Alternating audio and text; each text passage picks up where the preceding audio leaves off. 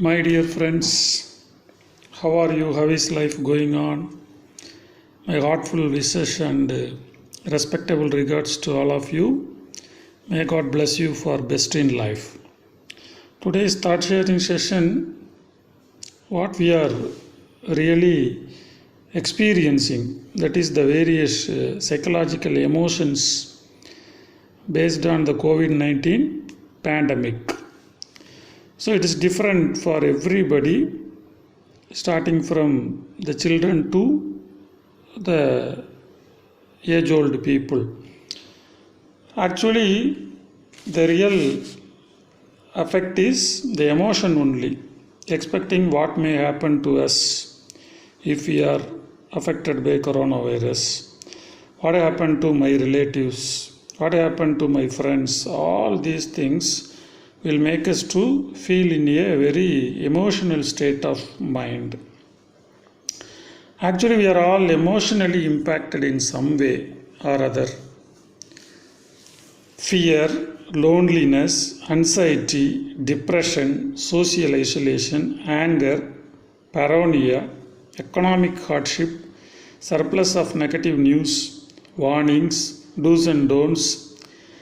These are all already existing and we are on this edge, and all these things are pushing over in different directions, but some others are pushed closer to the scene. Some are fighting the illness, others the worry of contracting it. Anyhow, everybody is in fear, psychological fear. What is common to all though is anxiety and insecurity. We have watched the grim global trial of the pandemic. A generation that had no personal experience of paucity or rationing had to face empty racks at supermarkets, the worry of food and basic necessities not being transported, and the fear of loved ones dying unattended.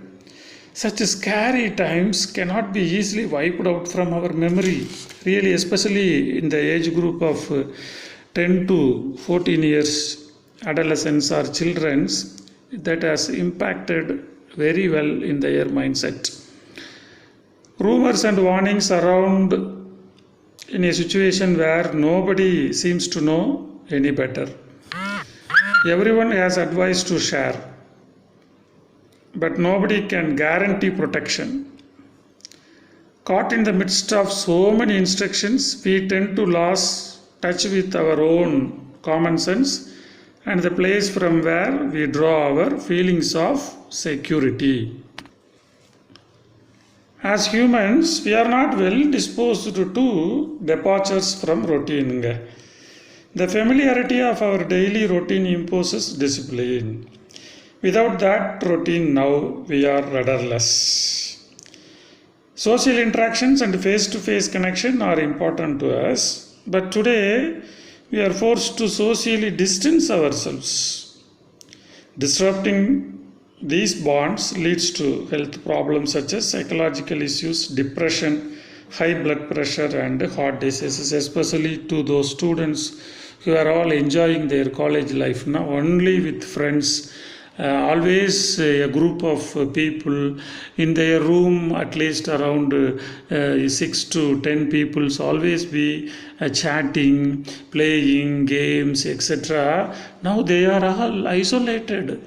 They can contact only through phone. These people now really they got psychological impact, psychological distractions in their mind. Therefore, that creates a different types of emotions which impacts the family, that is parents, their brothers and sisters. They behave in a very different manner with respect to their parents and other elders in the home, because they are staying in the home for a long period, which is very new to them. That is actually the important aspect. So now we are in a situation where instinctively we are expecting more such physical connection and normalcy. while our minds tell us we must maintain distance. This is actually the fight between these two things. Okay, this causes cognitive dissonance where our thoughts and feelings are at variance. It should go in line with each other, but it is now in variance, giving us different impulses, causing mental discomfort. We are scared.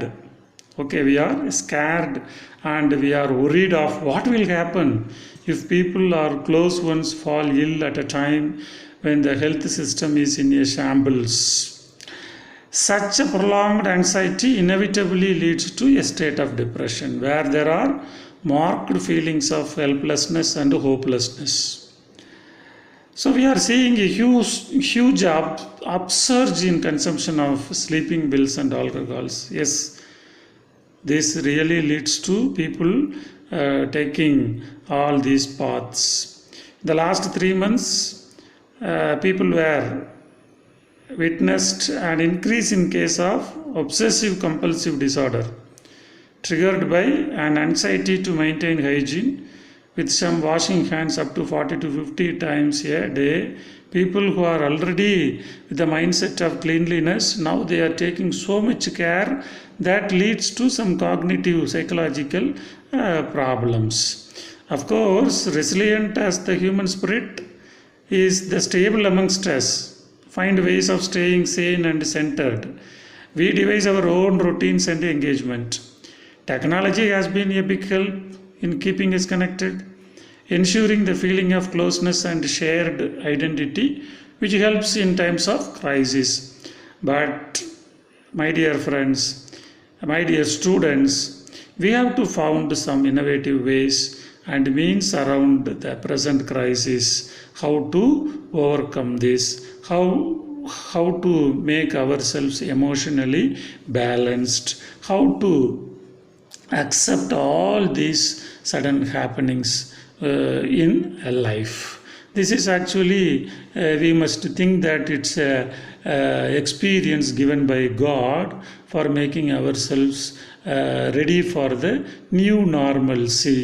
So we have to be follow the new guidelines and methods at least for the next 6 months, how to proceed further. Even when we go to attend the regular routine activities, if your mind is emotionally balanced, then you will take care of all those new guidelines. Therefore, my dear friends, don't be fear about this COVID-19 pandemic. Anyhow, we have to live our life amongst all these hardships and challenges. Let us be positive about all these things. And also we take care of our family members. We have to create awareness to the people who are around us. By this way, we can eliminate our emotional imbalance so that we can lead a very happy life and can plan for the bright future. Okay. வாழ்க வளமுடன், நல்ல எண்ணங்களுடன் வாழ்வோம், நலமுடன் வாழ்வோம், இனிய சொற்களையே பேசுவோம், எப்போதும் இன்புற்றிருப்போம். அன்புடன் சுகுமார்.